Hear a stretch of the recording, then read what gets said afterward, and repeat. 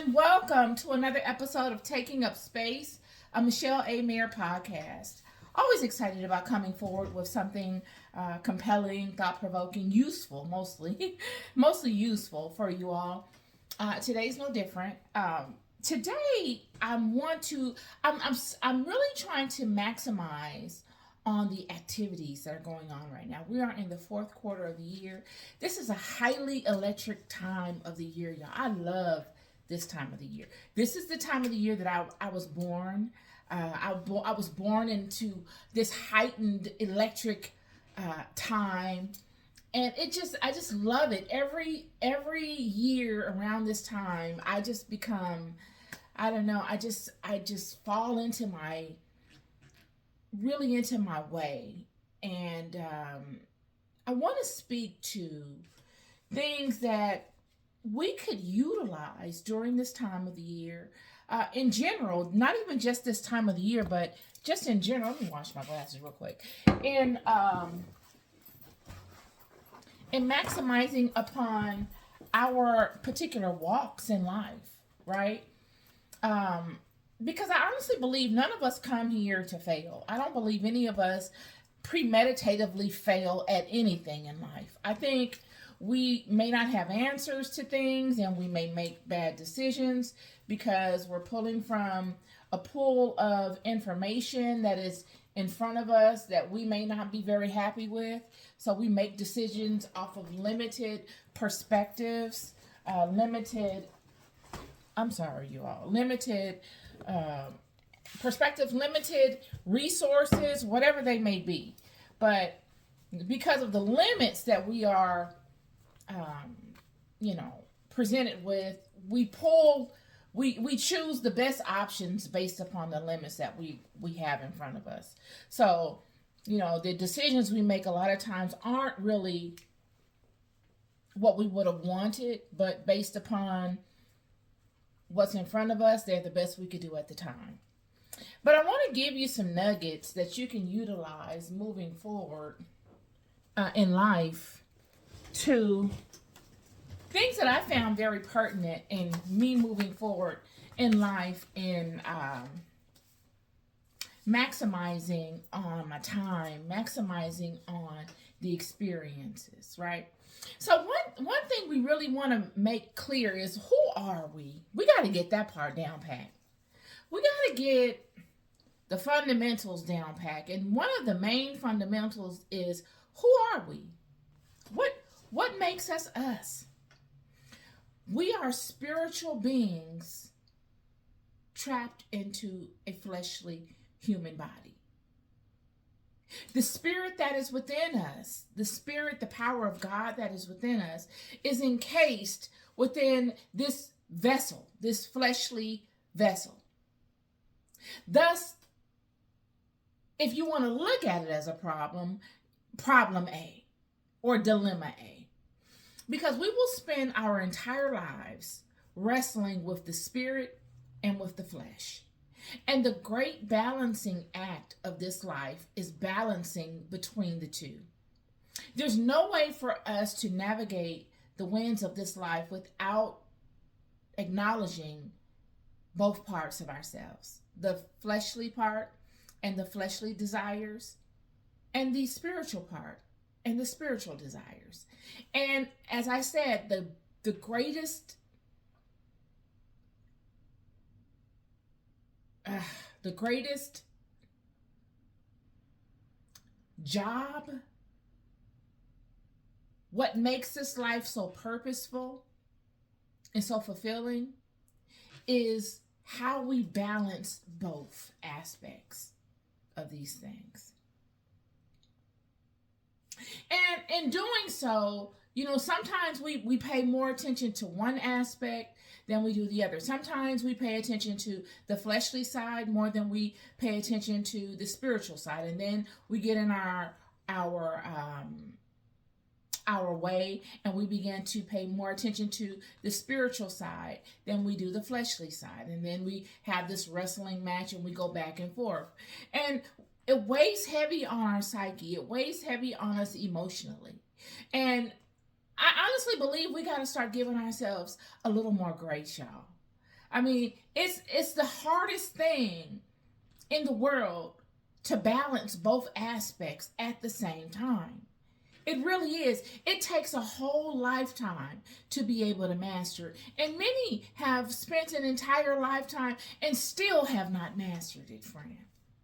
So we got to be able to give ourselves some grace in relation to this walk that we're having, this spiritual and physical walk that we have throughout this life, because this is the great work, is balancing both the physical and the spiritual aspects of us. You got the angel on one shoulder and you got the devil on the other.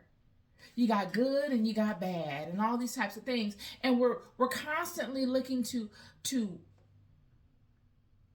balance them so that we feel good about our walk. We're proud about our actions and the things that we do in life. Yeah. So I wanted to speak also in speaking to who we are. What I want to get on the concept of how do we relate to God? Who is God? Right? I've told many of you there are many gods, y'all. If you think that there is one God that does everything, you're mistaken, friend. There are many gods. Just as there is a hierarchy in any governmental system, there is a hierarchy in God's system, friend. God is a master delegator. He is the master at delegation, if you want to call him a him. God surpasses a sex. God is not just a man. God is a woman. God encompasses all of that. God is the creator of such things. And in the godly realm, there is the head. There is the creator that creates all that exists. There is one creator of all that exists. All that exists emanates from this one creator. And out of this one creator are other gods that are birthed. Lesser gods, but gods the same. And they have a purpose and an aspect within God's creation. You can consider them masters at aspects of God's creation. Rulers, masters that embody that particular aspect in its totality of God's creation. And all of these things kind of trickle down and trickle down and trickle down. And then here we are.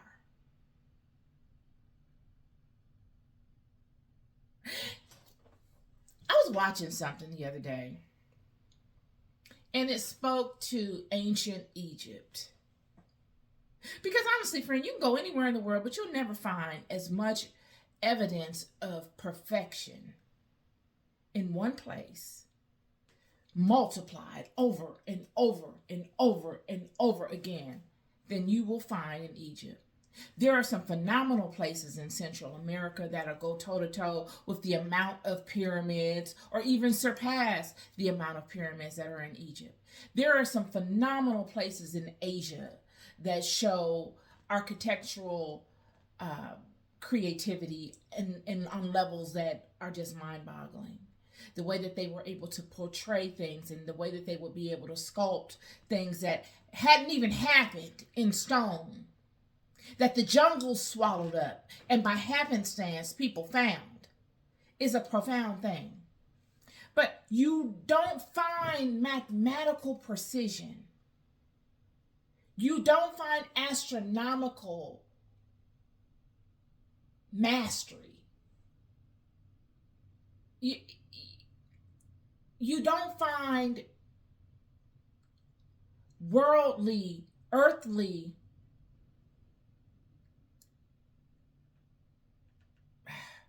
mastery in relation to power and natural power and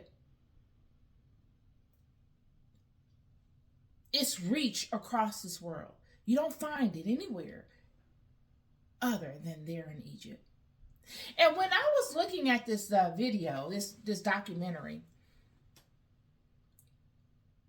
and I've seen this before, but it brought it back to my consciousness that when those pyramids and all of those sculptures, monumental sculptures, perfect is not even the word, it's not even strong enough, exact, mastery of the way that they were laid out and how they mirrored the heavens and the processions of particular star systems.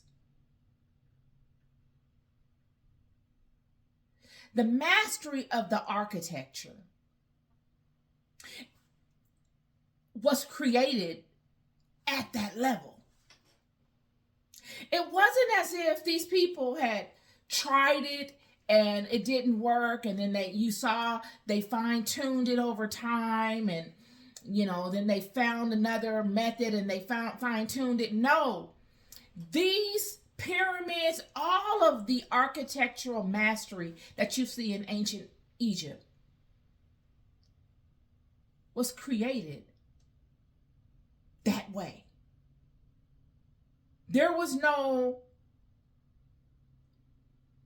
elementary pyramid that didn't work and they tried to do another one. No, all of that was created at that level at the time of its inception. So that tells me that there was a masterful group of people on this planet. Whether they came here, whether they were sprouted from here, I don't know. But they created all of what we see now at the level of mastery that we see them now.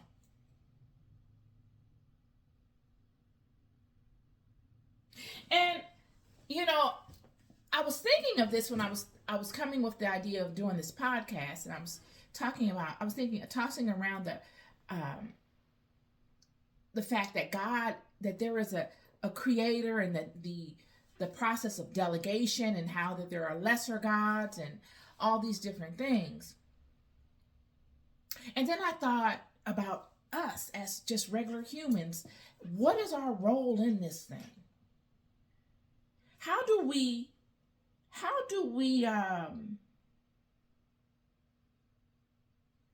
what part do we play in this? I just told you that Egypt was conceived in mastery. It didn't work its way up from ignorance and no knowledge to something. It was conceived in mastery. It's as if a master sculptor, a master mathematician, a master astrologer, a master astronomer, a master chemist, a master of this earthly realm that knows all the specific PowerPoints and sequences of power and how it flows within this realm, signed its name on Egypt. Just signed it and rolled in it like a dog rolling in dung to get that scent all on it.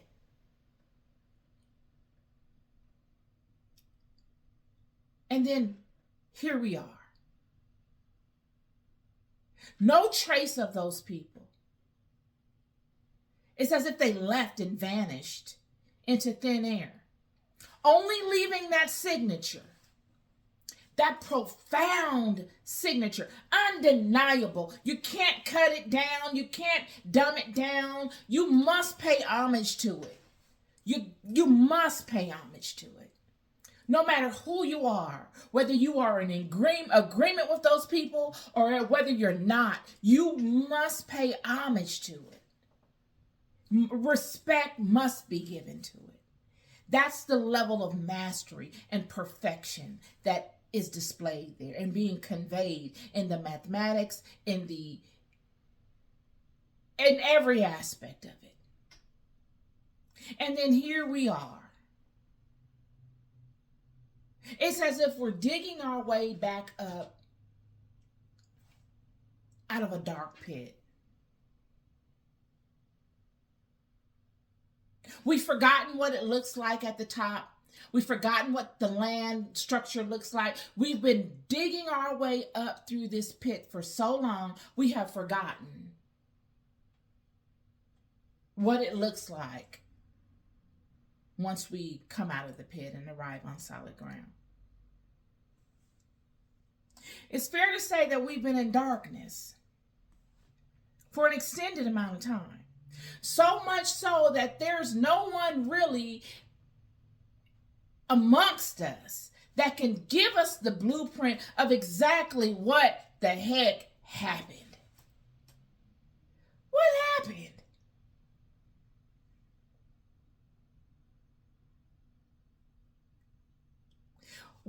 How does a group of people fall into such darkness from such heights so quickly? How? When you look at even Central America and the Mayans, when you look in Asia, Angkor Watts, when you look all throughout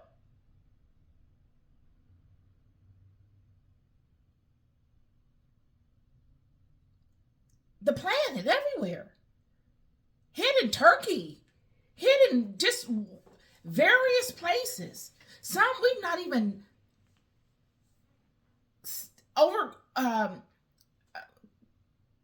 come into the knowledge of. It's as if the people just disappeared. How did it cut? How did the communication lines cut? You would think that there would be, these people were masters at passing on knowledge, y'all. They didn't have newspapers. They didn't have a TV. All they knew was how to pass things down from generation to generation. So how? No matter where you go, why is the cord cut?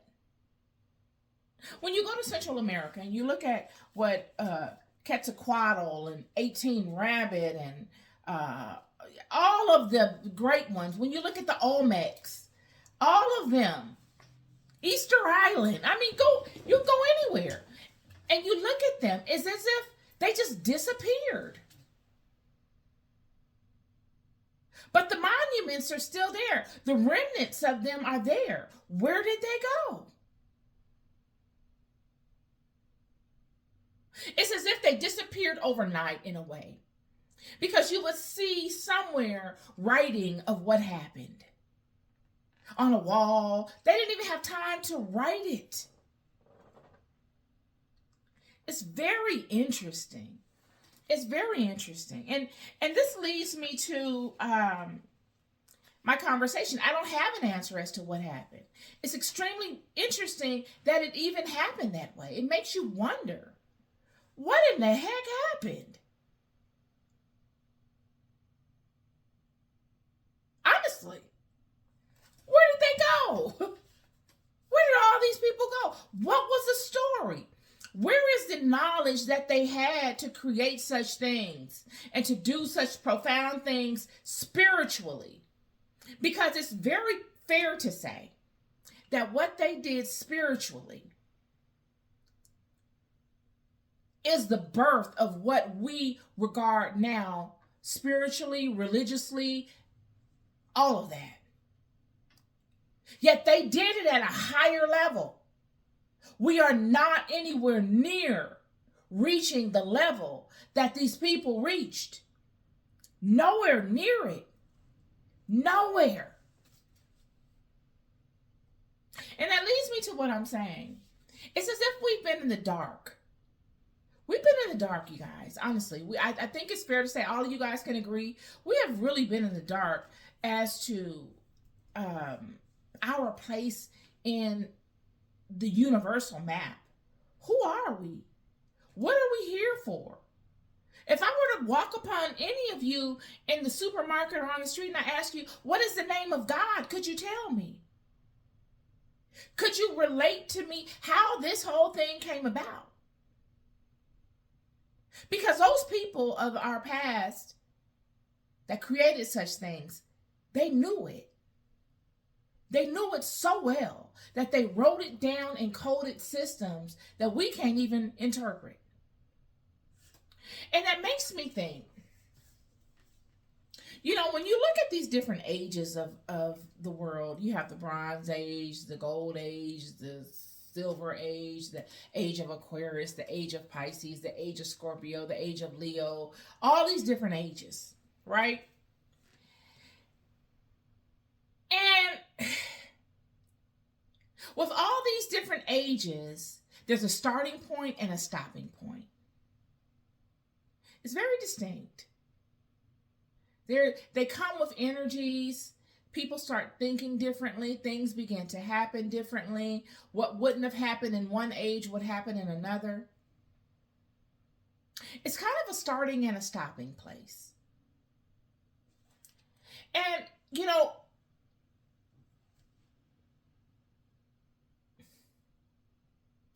with the transition into different ages,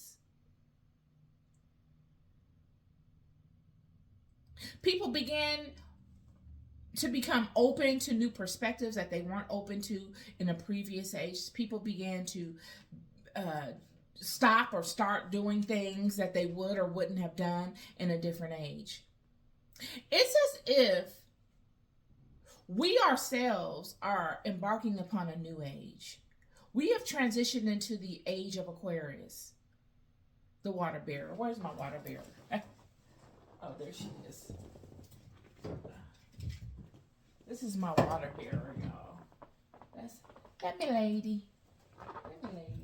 She's just carrying her pot of water. And many people will say she's the woman at the well. She's a woman at the well sometimes too. She's a multifaceted individual, but we are entering into the age of Aquarius. And it's somewhat like we're at the 6 o'clock hour. You ever see a clock? I should have had a clock diagram up here.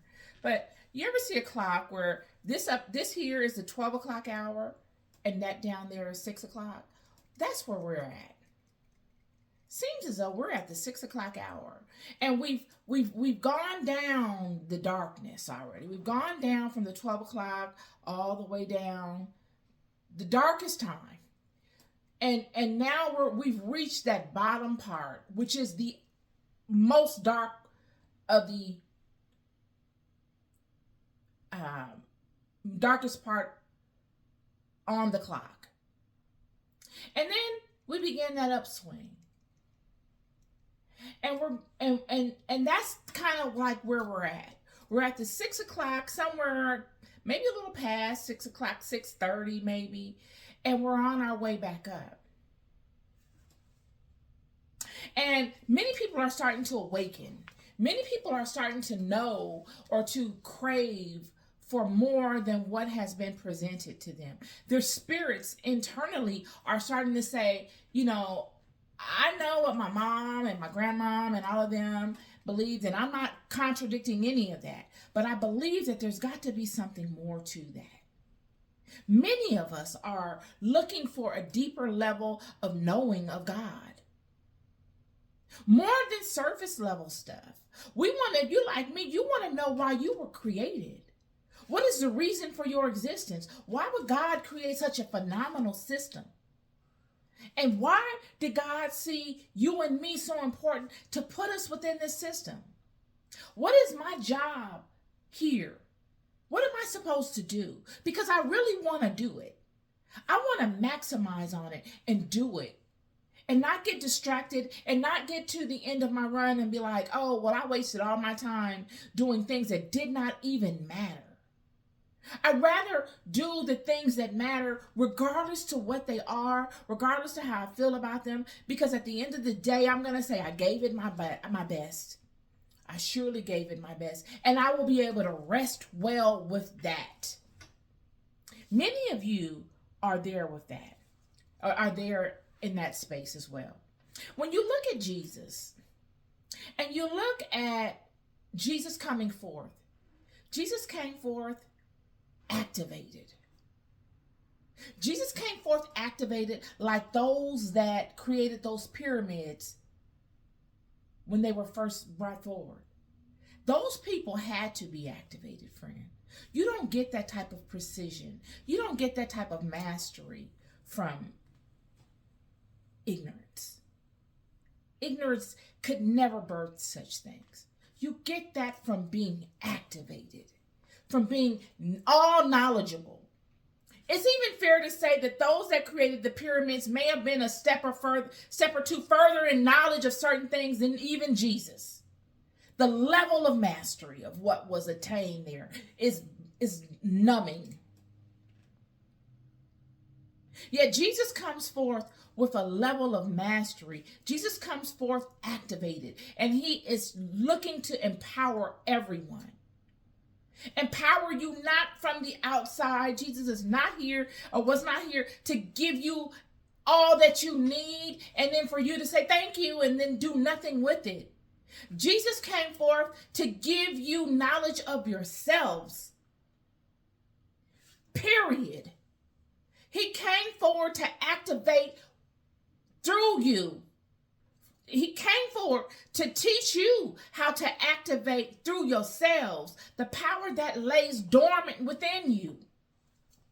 Instead of us saying, oh yeah, we're God, we're this and we're that, and you're not even activated.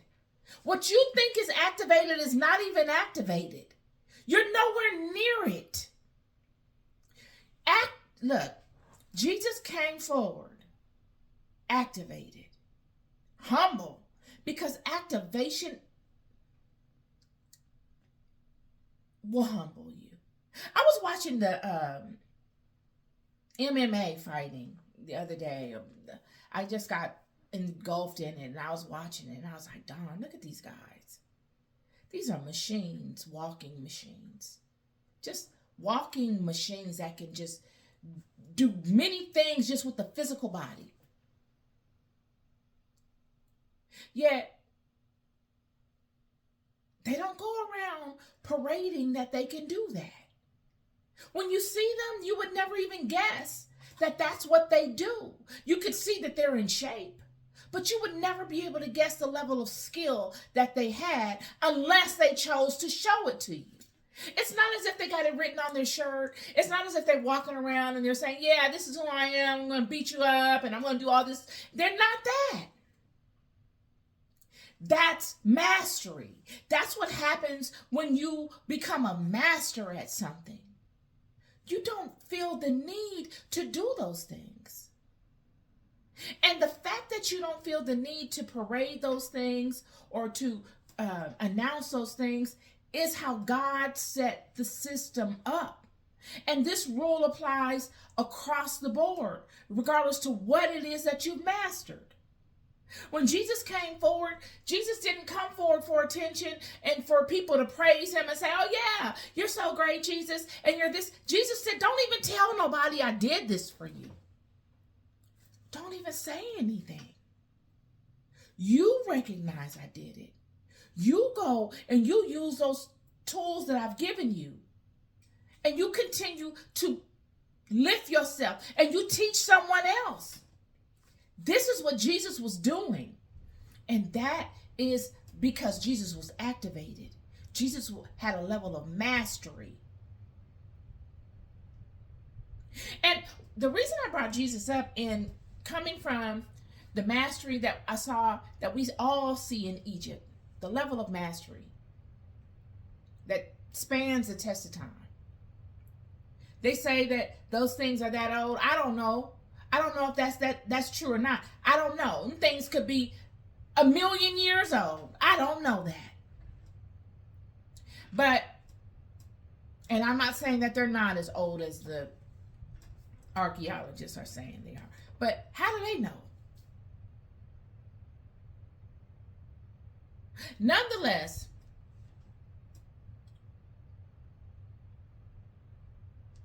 that Mastery, coupled with the fact that we're at the 6 o'clock hour currently, working our way back up to enlightenment, all brings me to the concept of Jesus. Because Jesus came forth as an activated individual. And he spread knowledge of self. Jesus came as an ambassador to God the Father, teaching people that the kingdom of heaven is within you. It is not outside of you.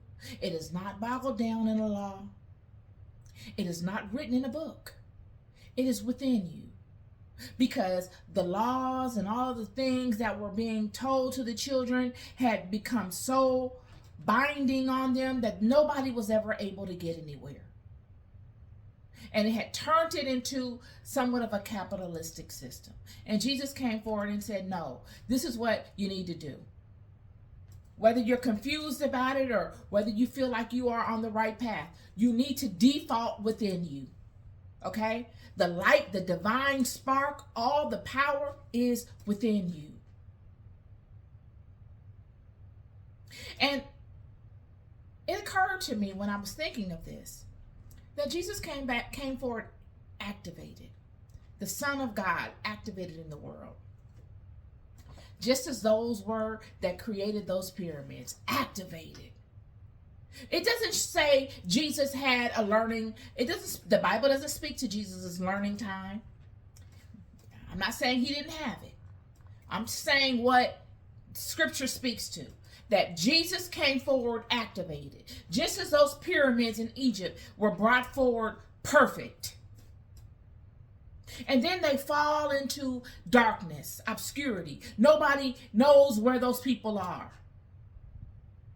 Jesus the same way. Comes forward activated. A master.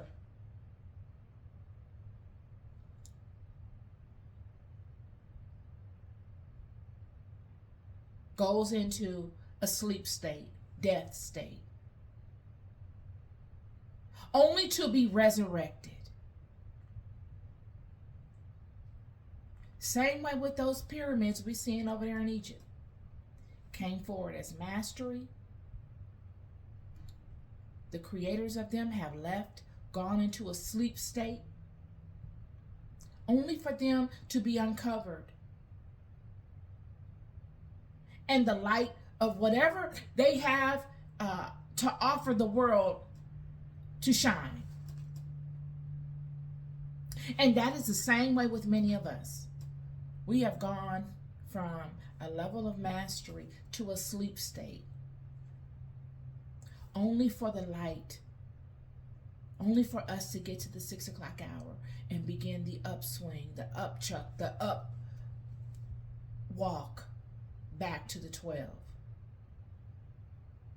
Back to the 12. Back to the light. Back to the awakening.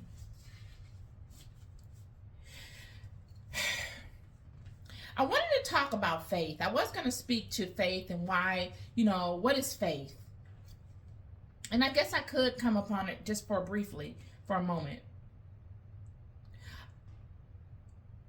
Faith is necessary, friend. Faith is necessary. To believe a thing is possible is extremely necessary. It keeps the motivation up. It makes us feel as if we are capable of achieving. But real salvation, real freedom comes from knowing. Comes from knowing, friend. Faith can lead you so far until you must reach the house of knowing. To stay in faith forever, what have you done with your time? You haven't mastered anything. Jesus did not have just faith. Jesus knew. Jesus stood in a knowing, friend. Faith is the road that leads you to the house of knowing. And when you walk the road of faith enough, it converts to a knowing through experience. This is why, I gotta read this. When David, in 2 Samuel chapter 7 verse 21 said, "For thy word's sake and according to thine own heart hast thou done all these great things to make thy servant know them." Friend, knowing is all of this walk that we are having in this life, all these trials and tribulations we're going through, all these many upheavals, all this chaos, all the goodness, all the sadness, all the gain, all the loss, all of it is for you to get to a place of knowing. For you to know you, most importantly, for you to know the things of the spiritual and their place and their worth and how they move and how you can sense them and how you can interact with them. And for you to know the things of the world, the physical life, what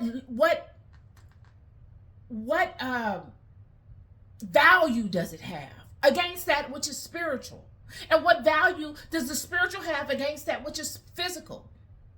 For you to learn the things of this life and how they relate to the spiritual. When you can look at it all around you. The physical emanates the spiritual. And the spiritual emanates through the physical. It's a symbiont. Yet it is your job to pay attention to your life, the ebb and flow of your life, to be able to know the difference and to master what you know. It's not about knowing everything. It's about mastering what you do know. Paying attention. Salvation is reached through knowledge, not faith, friend. Faith don't get you salvation, buddy. I'm sorry to tell you, but faith is not the salvation giver. Knowing is what gets you the salvation. Because let me tell you, the faith leads you to the house of knowing.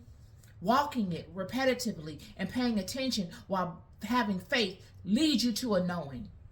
A knowing is written in concrete. A knowing is like what you see in the walls of Egypt, how they hammered all of that in concrete. That is necessary. What you see in Cambodia and all across the world in concrete, that was a knowing.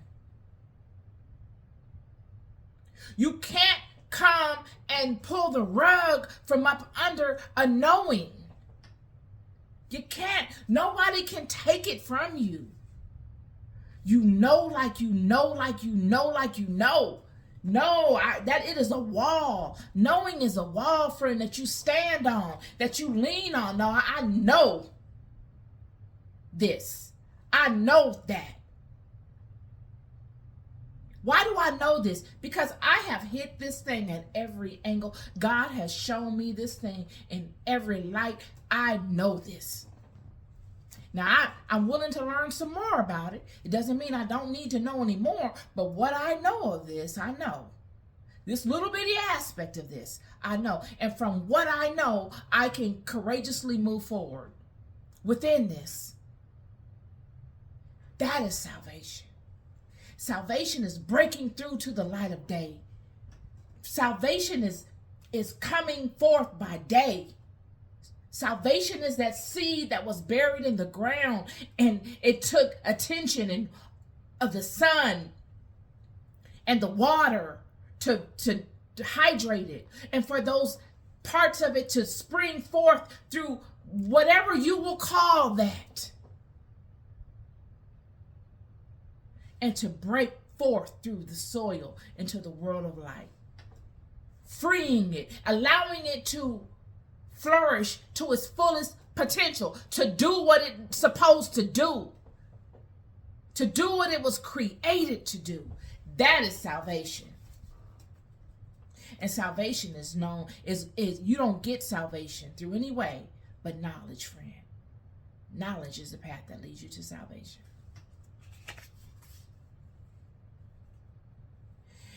You must continue to ascend through building knowledge through experiences. Just because you got a little bit of knowledge on something doesn't mean it's the end of all. You got to keep going. It's the accumulation of knowledge through experiences.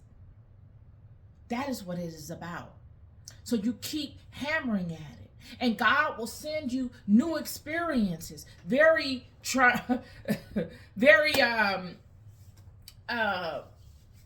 colorful experiences, so that you can learn more based upon the level of strength that you have obtained through your walk. God will never put more on you than you can handle. Never.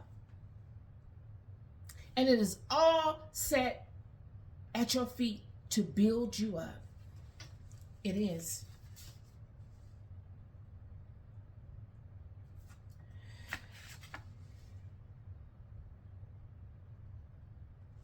All of us, Jesus came and gave all of us experiences to pull from so that we could go out and do such things ourselves. So that we could look within ourselves and know that the kingdom of heaven is within us. And that all that Jesus did, as he said, that we will do more of when we tap into this knowledge. But I believe that many of us leave it on Jesus' shoulders. We leave it on Jesus' shoulders. We want Jesus to do all of the work for us. And then we say, well, because it's hard work. This thing it's the hardest work of your life. It is the hardest work of your life. To know is the hardest aspect of life. Because a lot of times to know, you have to tear down and rebuild. It's a hurtful thing. It starts off as hurtful. And then it becomes exciting and then rewarding. And then you go back through it again and hurtful, exciting, rewarding. I don't know. This was my podcast conversation for y'all today.